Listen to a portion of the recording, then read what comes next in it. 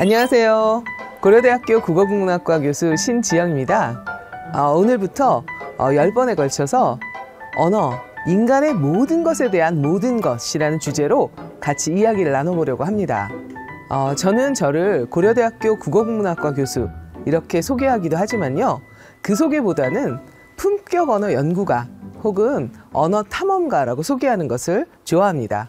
많은 사람들에게 이 연구가 얼마나 재미있는 것인지, 그리고 우리 사회의 품격을 높이는데 얼마나 기여할 수 있는지, 이런 이야기를 나누어 보기 위해서 저를 품격 언어 연구가 혹은 언어 탐험가라고 소개합니다. 언어에 대해서 늘 이야기하잖아요. 언어는 중요한 것이다. 이렇게 이야기는 하는데 정말 왜 중요한지, 정말 언어가 우리 사회를 정말 다 비추는 거울인지, 이런 이야기를 언어, 인간의 모든 것에 대한 모든 것을 통해서 같이 이야기 나누었으면 합니다. 자, 그러면 첫 번째 강의는 언어에 담긴 관점이라는 주제에 대해서 같이 이야기를 나눠보려고 합니다. 우리가 보통 언어라는 것을 사회적 약속이라고 하죠. 그러니까 사회가 정한 약속이란 뜻입니다. 우리는 그 사회적 약속을 지켜야 서로 의사소통이 됩니다. 그런데요, 그 약속 누가 만드는 것일까요? 그 언어를 만드는 그 집단, 그 사람들이 관점을 가지고 만들다 보니까 언어에는 그 사람들, 그 집단의 관점이 담기게 마련입니다. 그래서 언어를 들여다보면 누가 어떤 관점에서 언어를 만들었는지가 바로 드러납니다. 2014년 봄, 제가 사는 아파트 앞에 이런 현수막이 걸려 있었습니다. 퇴근을 하다가 이 현수막을 보고 저는 깜짝 놀랐습니다. 정밀 안전진단 통과, 이렇게 되어 있었기 때문이죠. 그래서 저는 집에 가서 남편에게 정말 우리 아파트가 튼튼한 줄 알았지만 정밀 안전진단을 통과했대, 그러면서 기쁜 목소리로 이야기를 했습니다. 그랬더니 남편이 정말 한심하다는 듯이 저를 쳐다봤습니다. 그것은 재건축의 첫 번째 출발이기 때문에 경축이라고 붙인 거다, 이렇게 이야기를 했습니다. 저는 정말 쇼크를 받았습니다. 어떻게 보면 우리 아파트는 위험한 아파트입니다 라는 뜻이 담겨있는 정밀 안전 진단 통과라는 것을 현수막으로 달아서 경축한다? 정말 이해가 되지 않았거든요. 그래서 제가 자료를 좀 찾아보니까 정말 재건축을 하기 위해서는 정밀 안전 진단에 A부터 E등급이 있는데 그 중에서 D등급이나 E등급을 받아야 한다는 것입니다. D등급은 미흡하다라는 뜻이고요. E등급은 불량하다라는 뜻이어서 D등급은 재건축을 할 수 있는 첫 번째 단계이지만 E등급 같은 경우에는 E등급이 나오면 바로 재건축을 해야 된다, 이런 사인이라고 하였습니다. 그리고 찾아보니까 정말 많은 아파트촌에서 이 정밀안전 진단을 통과했다라는 것을 경축하고 있는 현수막들을 발견할 수가 있었습니다. 심지어는 안전진단 D등급 판정을 경축하는 그런 아파트도 있었죠. 그러니까 안전의 관점에서 본다면 우리 아파트는 위험한 아파트입니다 라고 스스로 고백하는 일이지만, 돈의 관점에서 본다면 우리 아파트는 이제 재건축을 하게 되었습니다 라고 이야기하는 것이기 때문에 그런 돈의 관점에서 본다면 경축할 일이다, 이렇게 이야기할 수 있는 것입니다.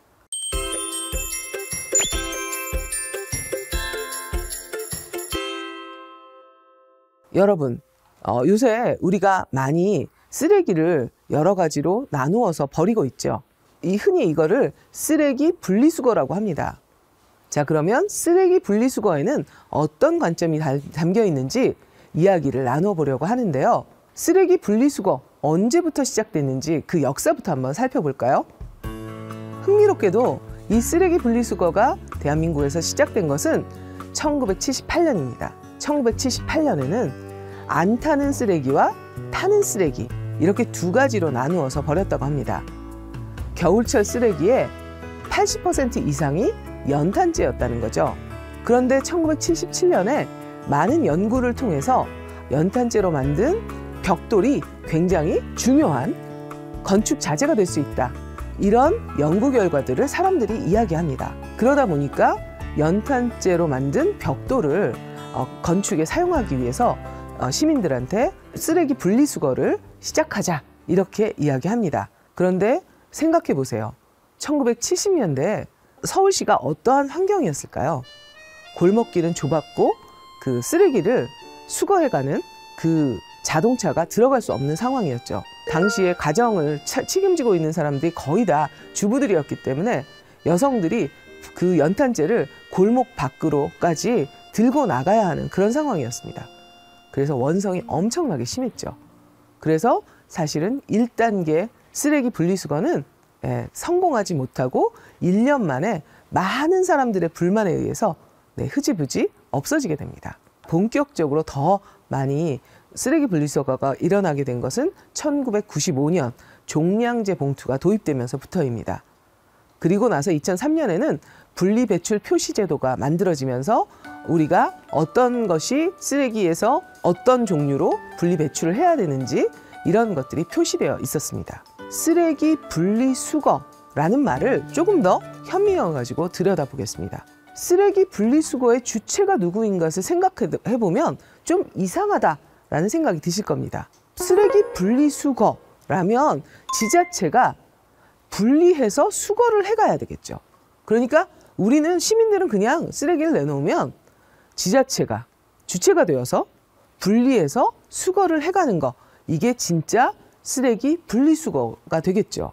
하지만 실제로 분리수거를 해가는 것이 아니라 실제로 그 쓰레기를 분리해서 하는 것은 시민들의 몫입니다. 그러니까 시민들의 관점에서는 분리 배출이 되는 것이죠. 시민들이 분리해서 배출을 하는데 그 이름을 지자체가 혹은 정부가 쓰레기 분리수거라고 붙였습니다.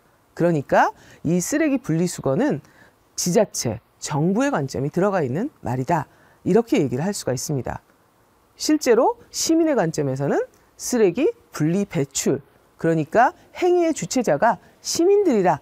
이런 관점이 들어가 있는 그런 표현을 써야 하지 않을까 이렇게 생각해 봅니다. 자, 이렇게 누구의 관점에서 이름을 붙였는지, 그 관점들에 우리가 동의하는지에 대해서 또 하나의 이야기를 해보려고 합니다. 먼저 여러분, 이 소리 굉장히 옛날 소리인데요. 한번 지하철 안내방송을 들어보겠습니다. 지금 열차가 탑승하고 있습니다. 승객 여러분께서는 안전정복으로 한번에 물러서 주시기 바랍니다. 여러분, 이 소리 들으면서 뭔가 이상하다 느낀 거 없나요? 네, 맞습니다. 지금과는 달리 이런 말을 하죠. 지하철이 들어오니까 안전선 밖으로 물러서 주시기 바랍니다. 이런 말이요. 그 방송에 대해서 많은 사람들이, 시민들이 질문을 던집니다. 안전선 밖으로 물러서 달라는 얘기는 결국 안전하지 않고 위험한 곳으로 가라는 뜻인가? 이렇게 문제를 제기한 것이죠. 이렇게 말한 것은 결국 지하철을 운전하는 사람 입장에서 안전선이 있고 시민들은 그 밖에 있어야 된다. 이렇게 생각한 겁니다. 시민들이 이러한 문제들에 대해서 문제 제기를 했습니다. 그리고 나서 안내방송이 바뀌었습니다. 어떻게 바뀌었는지 들어볼까요?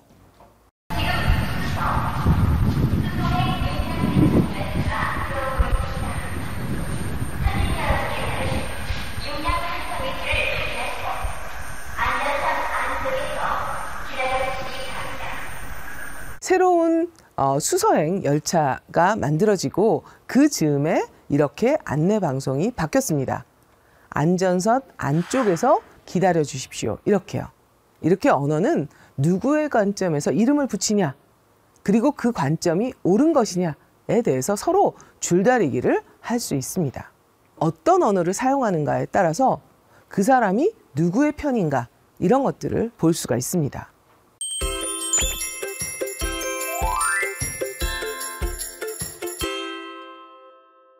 신문기사 몇 가지를 보여드리고 있는데요.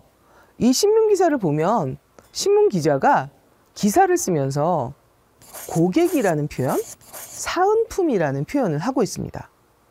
고객이나 사은품은 누구의 관점일까요? 고객은 기업의 관점이죠. 사은품도 기업의 관점에서 고객들에게 주는 어떤 은혜를 갚기 위해서 주는 거다. 이런 관점에서 새로 만들어진 말입니다. 그런데 기자는 누구의 관점에서 이야기를 해야 하는 걸까요? 과연 기업의 관점에서 이야기하는 게 맞는 걸까요? 그러니까 이런 신문 기사를 통해서 우리는 기자가 혹시 기업의 편이 아닐까? 이런 의심을 하게 되는 것이죠. 우리가 방송이나 신문 같은 걸 보면 면적의 기준을 여의도로 삼는 경우가 많습니다. 여의도 면적의 몇 배가 불에 탔다. 혹은 재난을 겪었다. 혹은 새로 개발되었다. 이런 식의 표현 말이죠. 면적의 기준이 왜 여의도여야 할까요? 이런 질문을 던질 수도 있겠죠. 여의도를 한 번도 가보지 못한 사람은 여의도라는 이름도 처음 들을 텐데 왜 여의도가 면적의 기준이 될까? 너무나 서울 중심적인 표현은 아닐까? 이런 생각들을 해볼 수가 있습니다. 그러니까 무엇을 기준으로 삼는가, 또 누구의 관점이 그 언어에 들어가 있는지 이런 것들을 우리가 알 수 있습니다. 또 하나의 표현을 한번 이야기해 보려고 합니다. 갑질이라는 말 굉장히 우리 사회에서 많이 쓰이고 있죠. 어쩌면 곧 옥스퍼드 사전에 올라갈 단어일 수도 있습니다. 굉장히 해외에서도 많이 쓰이는 단어이기 때문이죠. 갑질이라는 단어는 갑이 부리는 횡포, 이렇게 사전적 정의를 내려볼 수가 있는데요. 이 갑질과 관련되는 기사들을 보면 다음과 같은 구조로 되어 있습니다. 갑이 사회 지도층인데 갑질을 한다. 그런데 이 사회 지도층이니까 이 갑질을 하는 사람들은 사실은 노블리스 오블리주를 가져야 하는 사람들이어야 한다. 이렇게 이야기를 말이죠. 자, 우리 사회는 그러니까 갑질을 하는 이 갑을 사회 지도층이라고 생각하면서 우리 사회를 가르쳐 이끄는 사람, 이렇게 보고 있습니다. 자, 그럼 그 갑은 누구일까요? 이 갑들이 누구인지를 보면 대체로 돈 많은 사람, 권력이 있는 사람들입니다. 그런데 여러분, 돈 많고 힘 있는 사람이 우리 사회를 가르치고 이끌어야 할 집단이라고 우리는 동의하나요? 자, 그러니까 이 갑질을 바라보는 관점을 통해서 우리 사회가 지금 우리 사회 지도층이라고 보는 사람들을 어떻게 보고 있는지, 이런 관점이 드러난다는 것. 과연 이 사람들에게 노블리스 오블리주를 요구해야 하는가? 이런 것들을 꼼꼼히 따져봐야 한다. 이렇게 이야기할 수 있겠습니다. 자, 우리 사회에서 관점을 바꿔서 굉장히 우리 사회가 어떤 방향으로 나가야 하는지를 보여준 사례도 있습니다. 국가 유공자를 바라보는 두 가지 관점에 대해서 생각해 보겠습니다. 지금 현재는 보훈부가 있죠. 최근에 부로 승격을 했습니다. 이전에는 보훈처였죠. 처였다가 부로 승격이 됐습니다. 그런데 이 국가 유공자들에 대해서 예우를 갖추는 이 보훈부가 1984년 12월 31일 이전까지는 원호처였습니다. 원호라는 말 조금 더 들여다볼까요? 원호는 돌보고 보살펴줌이라는 의미를 가지고 있는 단어입니다.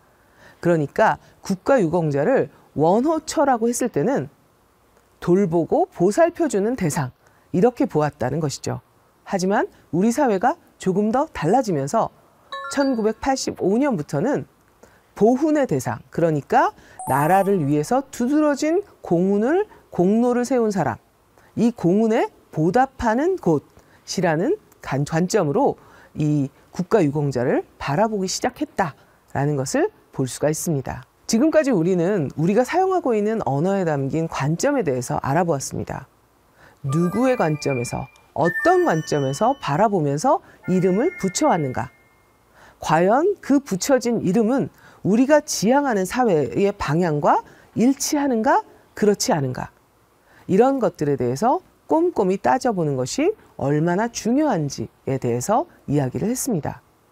사실 오늘 이런 표현이 있는 것은 어제까지 그런 생각이 있었기 때문입니다.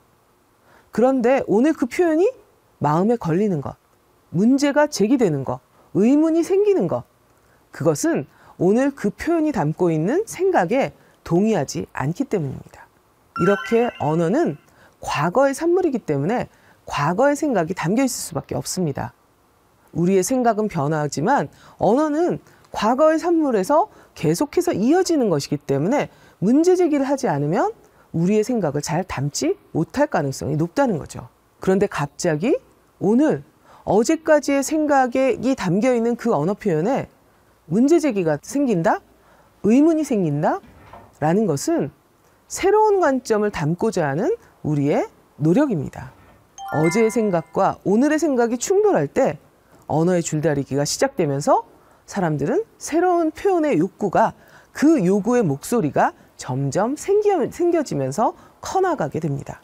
결국 언어 표현들 사이에 이러한 줄다리기는 이념의 줄다리기다.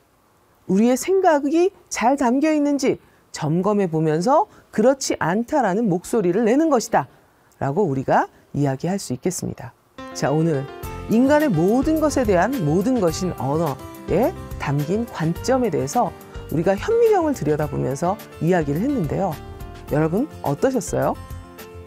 앞으로 이제 남은 9개의 강의를 통해서 언어의 흥미진진한 세계로 같이 탐험을 떠나보시겠습니까? 감사합니다.